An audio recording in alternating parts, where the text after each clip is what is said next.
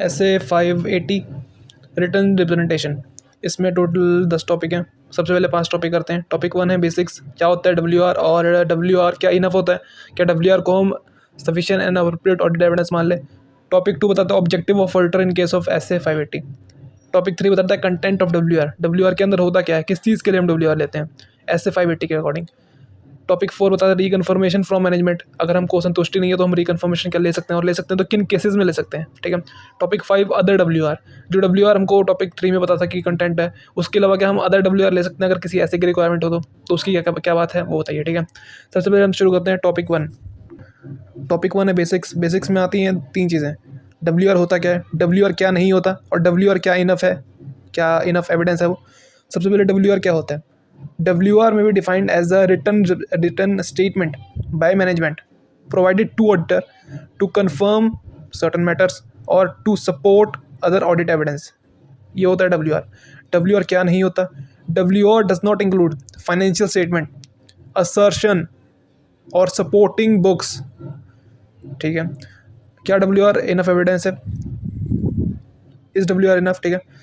तो उसको देखते हैं। WR provide necessary audit evidence, they don't provide sufficient and appropriate audit evidence on their own about any matter which they deal. Second point, fact that management have provided reliable WR does not affect the nature, time, extent of other audit procedure that auditor obtain about fulfillment of management responsibility। अब आते हैं topic 2 पे। Topic 2, what are objective of auditor as per SA 580। इसमें तीन तीन चीज़ें मैं हिंदी बताता हूँ। पहले सबसे पहले क्या ऑब्टेन करना है WR, पहला ऑब्जेक्टिव ये है। सेकंड ऑब्जेक्टिव है ऑब्टेन करना है WR, सबसे पहले हम एक्सप्लेन करेंगे तो क्यों करेंगे, मतलब कि WR लेना है टू ऑब्टेन, यानी कि लेना है तो किस लिए लेना है, 2 चीज़ें, ताकि ये देखने के लिए क्या मैनेजमेंट अपनी रिस्पॉन्सिबिलिटी पूरा कर रहा है फाइनेंशियल स्टेटमेंट को प्रिपेयर करने के लिए, और दूसरा कि क्या वो कंप्लीट इन्फॉर्मेशन प्रोवाइड कर रहा है, ठीक है। तो पहला पॉइंट में ये 2 चीज़ें आएंगी। दूसरा ऑब्जेक्टिव है to support other audit evidence, हम WR ले रहे हैं ताकि वो हम सपोर्ट करें ऑडिट एविडेंस को, ठीक है। और तीसरा रहेगा टू रिस्पॉन्ड अप्रोप्रिएटली, मतलब कि बात यह है कि मतलब कि जो हमारा अगर मान लो हमको WR में रिक्वेस्ट किया और हमको मिल गया तो हम उस तरह से रिस्पॉन्ड करेंगे, यानी कि हम SS 700 के हिसाब से अनमोडिफाइड ओपिनियन देंगे। अगर हमने रिक्वेस्ट किया नहीं मिला तो हम उस हिसाब से ओपिनियन देंगे, SS 705 के हिसाब से मॉडिफाइड ओपिनियन देंगे, ठीक है। तो पढ़ते हैं इसको। फर्स्ट पॉइंट, फर्स्ट ऑब्जेक्टिव क्या है, to obtain written representation, to obtain representation that management have fulfilled their responsibility for preparation of financial statement and completeness of information provided to auditor। Second objective, to support other audit evidence। तीसरा है to respond appropriately if management provide WR और if management does not provide WR, ठीक है। तो ये हो गया अपना टॉपिक 2। अब आते हैं टॉपिक 3 पे। टॉपिक 3 है कंटेंट ऑफ WR। मैं इसको हिंदी में बताता हूँ कि है क्या, ठीक है। मतलब कि इसमें कहने का मतलब है कि ऐसे 580 के हिसाब से क्या चीज़ें WR के लिए हम यूज़ कर सकते हैं, मतलब कि WR लेना है तो किन चीज़ों के लिए लेना है, ठीक है। तो इसमें 2 चीज़ें हैं। पहला, प्रिपरेशन ऑफ फाइनेंशियल स्टेटमेंट में क्या मैनेजमेंट ने FRF के अकॉर्डिंग अपना फाइनेंशियल स्टेटमेंट प्रिपेयर किया, इसके लिए हम WR लेते हैं पहला। तो यानी कि पहला कंटेंट तो ये हो गया। दूसरा कंटेंट हो गया कि क्या इन्फॉर्मेशन जो प्रोवाइड कर रहा है मैनेजमेंट, ठीक है, क्या वो कंप्लीट है, क्या उसकी ट्रांजैक्शन या फिर जो इन्फॉर्मेशन प्रोवाइड कर रहा है क्या वो कंप्लीट है, कि ये कंप्लीटनेस के लिए हम क्या कहते हैं WR लेते हैं, ठीक है। तो सबसे पहले हम शुरू करते हैं पहले पार्ट से, ठीक है, मतलब कि content of WR। First content क्या है, प्रिपरेशन ऑफ फाइनेंशियल स्टेटमेंट, ठीक है। तो उसको पढ़ते हैं। इसमें 3 पॉइंट हैं, ठीक है, याद रखना है। कंटेंट है मतलब कि कंटेंट ऑफ WR क्या, इसको जो बोल रहे हैं कि WR अबाउट मैनेजमेंट रिस्पॉन्सिबिलिटी, ठीक है। इस टॉपिक का नाम है topic 3 WR about management responsibility. उसके अंदर 2 रिस्पॉन्सिबिलिटी हैं उसकी, पहला है प्रिपरेशन ऑफ फाइनेंशियल स्टेटमेंट और दूसरा है कंटेंट ऑफ WR, ठीक है। तो उसमें सबसे पहले जो प्रिपरेशन ऑफ फाइनेंशियल स्टेटमेंट है, इसमें 3 पॉइंट है। पहला पॉइंट बताएगा, हिंदी बताता हूँ मैं, ठीक है। पहला पॉइंट बताया कि क्या WR ने अपना FRF के अकॉर्डिंग फाइनेंशियल स्टेटमेंट बनाया। दूसरा पॉइंट बताया कि अगर वो उनकी रिस्पॉन्सिबिलिटी है बनाना और अगर उन्होंने बनाया तो उनको सफिशिएंट नॉलेज होनी चाहिए ना प्रोसेस की और जिसके थ्रू वो प्रेजेंट और प्रिपेयर कर रहे हैं। और तीसरे पॉइंट में बात करते हैं मैनेजमेंट के एक्सपर्ट की, ठीक है। एक्चुअली होगा, स्टाफ इंजीनियर होगा, इंटरनल लीगल काउंसिल, यानी कि मैनेजमेंट इनसे भी कैसे है तो इंक्वायरी कर सकता है, ठीक है। और उसके बाद आता है अपना दूसरा कंटेंट। दूसरा कंटेंट क्या होता है, अपना इन्फॉर्मेशन प्रोवाइडेड क्या कंप्लीट है कि नहीं है, ठीक है। तो इसके लिए वही ऑडिटर देखता है कि क्या ऑल रेलिवेंट इन्फॉर्मेशन प्रोवाइड किया, जो टर्म्स में एग्री किया था कि हाँ हम एक्सेस एग्री करेंगे कि जो एक्सेस होगा कि आप हमारी एंगेजमेंट टीम से बातचीत कर सकते हो, वो एक्सेस क्या दिया। और तीसरा कि ऑल ट्रांजेक्शन क्या आपने रिकॉर्ड किया, रिफ्लेक्ट किए हैं फाइनेंशियल स्टेटमेंट में, ठीक है। तो इसको पढ़ते हैं। Topic 3 WR return about managements responsibility. First, preparation of financial statement. ये फर्स्ट कंटेंट है, ठीक है, फर्स्ट टॉपिक है, फर्स्ट सब टॉपिक है. First point, auditor shall request management to provide WR that it fulfilled its responsibility for preparation of financial statement as per applicable FRF. Second point, due to its responsibility for preparation and presentation of financial statement in accordance with applicable FRF, management would be expected to have sufficient knowledge of processes followed by entity in preparation and presenting financial statement. Third point है इसमें, management may decide to make inquiries of other who participate in preparation and presentation of financial statement, including individual who have specialized knowledge relating to matter. Such individual may include, first, actuary. Actuary is a person who's actually determine accounting measurement. Second, staff engineer. He is a person who is responsible about measuring environmental liability.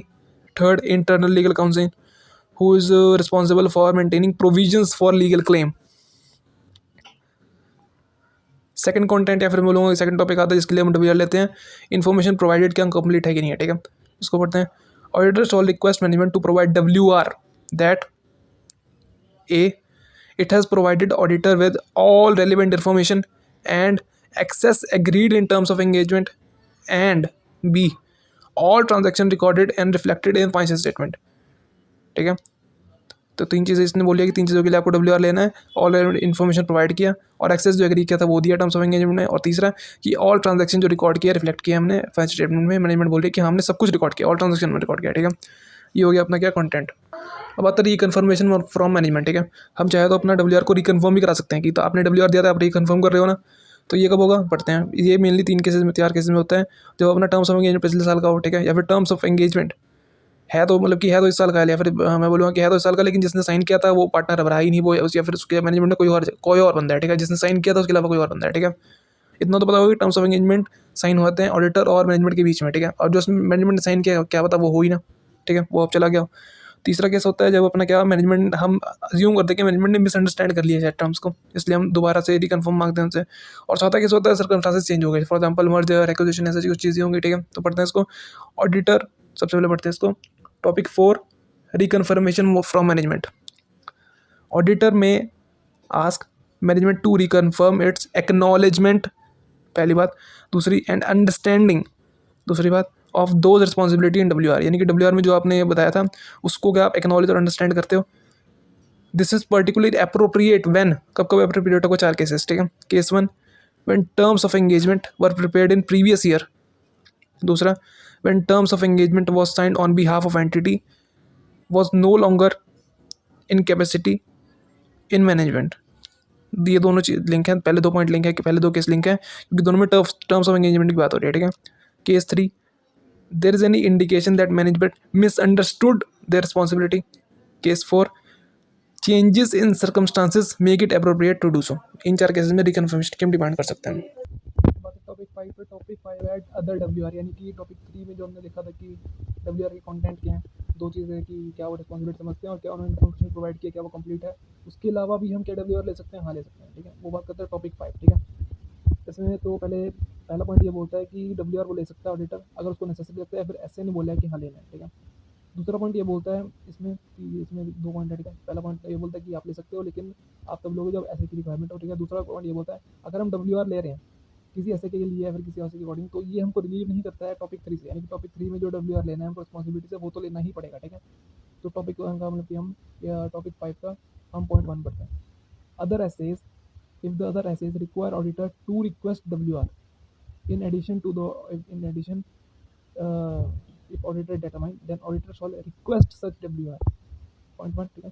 Point 2, such WR requested by management as per other essays requirement shall not relieve auditor from taking written representation relating to many. Topic 6 है WR about specific अदर्शन, वो उतने important नहीं है, उसको छोड़ते हैं. Topic 7, date covered by WR, ठीक है. WR किस डेट पे लेनी चाहिए, इसका नॉर्मल अगर मैं उसी कॉन्सेप्चुअल बात बोलूँ तो WR हमेशा बिल्कुल एंड में ली जाती है, मतलब कि सारे अपडेट्स ऑब्टेन कर लिए उसके लास्ट में हम WR लेते हैं कि भाई अपडेट्स ऑब्टेन किए उसको सपोर्ट करो, ठीक है. इसको शुरू में नहीं लेटर ऑडिट प्रोसीजर किया, ठीक है. और ये बेसिक सेंस है, कॉमन सेंस है कि इसको ऑडिट रिपोर्ट के बाद भी नहीं लेंगे, ठीक है. क्योंकि ऑडिट मतलब कि WR क्या एक तरह से ऑडिट एविडेंस है हमारा, ठीक है. ऑडिट एविडेंस मिलेगा तब हम ऑडिट ओपिनियन देंगे, उसका बाद अपना ऑडिट रिपोर्ट बनता है, ठीक है. तो ऑडिट रिपोर्ट के बाद WR लेके क्या फायदा है, ठीक है. तो इसमें पढ़ते हैं क्या लिखा है। इसमें 2 पॉइंट है। सबसे पहला पॉइंट है WRR necessary audit evidence. WRR necessary audit evidence, auditor's opinion can't be expressed and auditor's report can't be dated before the date of WR। पहला पॉइंट। सेकंड पॉइंट है furthermore WRR dated as near as practicable but not after date of audit report. ये MCQ में आ सकता है, इसको याद रखना है। That's it. उसके बाद टॉपिक 8 फॉर्म ऑफ WR किस फॉर्म में होना चाहिए, मतलब कि किस तरह के उसका सेटअप होना चाहिए। ठीक है, सबसे पहले है कि ये लीगल फॉर्म में होना चाहिए, मतलब कि जैसा लीगल रिक्वायरमेंट है, स्टैट्यूटरी रिक्वायरमेंट उस तरह से होना चाहिए। ठीक है, इसको पढ़ते हैं एक ही लाइन है इसमें। WR is a form of representation letter address to auditor. ठीक है, इसको ऑडिटर को दिया जाता है, एड्रेस उसको तरफ किया जाता है, और ये रिप्रेजेंटेशन लेटर की तरह होता है। ठीक है, क्योंकि रिप्रेजेंटेशन देते हैं मैनेजमेंट की ओर से ऑडिटर को। ठीक है, अब बात करते हैं टॉपिक 9 और टॉपिक 10 के। मैं बोलूँगा कि लास्ट के 2 पॉइंट रिलेटेड है, और पहला मतलब कि 3 पॉइंट है इसमें, 2 पॉइंट रिलेटेड है एक दूसरे से, और अपना पहला पॉइंट है वो अलग है। ठीक है, तो टॉपिक 9 क्या है, doubt as to reliability of WR। ये केस स्टडी आ सकता है, डाउट है रिलायबिलिटी के ऊपर कि WR अपना रिलायबल है कि नहीं है। ठीक है, फॉर एग्जांपल हमने ऑडिट ऑब्टेन किया, वहाँ से कुछ बात पता लगी, लेकिन WR यहाँ से मिला और WR कुछ अलग ही बात बता रहा है, इस तरह की स्टडी आएगी। ठीक है, इसमें 3 पॉइंट है।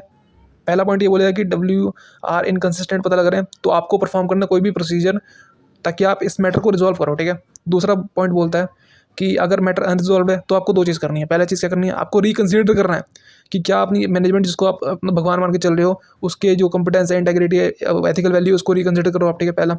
दूसरा, आप डिटरमाइन करो, पता करो कि इफेक्ट क्या है इसका, जो इनकन्सिस्टेंसी है, जो मान लो आपका डाउट आया आपको, उसका इफेक्ट क्या होगा इफेक्ट आपका रिलायबिलिटी पे, आपके WR के और आपके ऑडिट एविडेंस के। ठीक है, आपके जो WR ऑडिट एविडेंस क्या वो रिलायबल होंगे इसके बाद, इस डाउट के बाद की नहीं। ठीक है, और तीसरा पॉइंट जो होता है वो है कि अगर ऑडिटर ने कंक्लूड कर लिया सब कुछ करने के बाद, ऊपर 2 चीज़ें करने के बाद, कि WR जो है रिलायबल नहीं है, नॉट रिलायबल है, तब ऑडिटर को क्या करना है, अप्रोप्रिएट एक्शन लेना है। अप्रोप्रिएट एक्शन मतलब क्या है, ऐसे 705 में ओपिनियन देना है, डिस्क्लेमर होगा। ठीक है, क्योंकि ऑडिटर ऑब्टेन ही नहीं कर पा रहा WR। ठीक है, एविडेंस ऑब्टेन नहीं कर पा रहा। ठीक है, तो यहाँ पे याद रखना डिस्क्लेमर आएगा। MCQ में भी अगर आएगा ऐसे 580 में कौन सा ओपिनियन देंगे, अगर हमको डाउट है या फिर हमको क्या है रिक्वेस्टेड WR मिला ही नहीं, तो डिस्क्लेमर देना है। ठीक है, अब पढ़ते हैं इसको एक एक पॉइंट करके। ठीक है, first point, if WR inconsistent with other audit evidence, auditor shall perform audit procedure to resolve the matter. Second point, if the matter remain unsolved, auditor shall reconsider the assessment of competence, integrity, ethical value and diligence of management. पहली चीज़। दूसरी चीज़, determine the effect on reliability of representation and audit evidence in general. Third point, third अपना, if auditor conclude that WR is not reliable, auditor shall take appropriate action and determine possible effect in opinion in audit report as per SS 705, i.e. disclaimer of opinion. तो पहला point यहाँ पे था कि WR inconsistent है, तो आप perform करो ऑडिट प्रोसीजर जो कि आप रिजॉल्व करोगे आप मैटर। ठीक है, और यही पॉइंट अलग है, बाकी जो नीचे के 2 पॉइंट थे वो एग्जैक्ट सेम है अपने टॉपिक 10 में। टॉपिक 10 है रिक्वेस्टेड WR नॉट प्रोवाइडेड। इसमें 3 पॉइंट है। सबसे पहले हम पढ़ते हैं पहला पॉइंट। ठीक है, सबसे पहले हम पढ़ते हैं introduction. If the management does not provide 1 और more requested WR, auditor shall, first point, discuss the matter with management, discuss करेगा। ठीक है, second point, reevaluate integrity of management and evaluate effect of reliability of representation and audit evidence in general. ठीक है, तो ये B point यहाँ पे और बी पॉइंट जो ऊपर था वो दोनों सेम है। ठीक है, उसके बाद सी पॉइंट यानी कि तीसरा point, auditor shall take appropriate action including determining effect in auditor report as per SS 705 disclaimer of opinion. Point C यहाँ पे जैसा है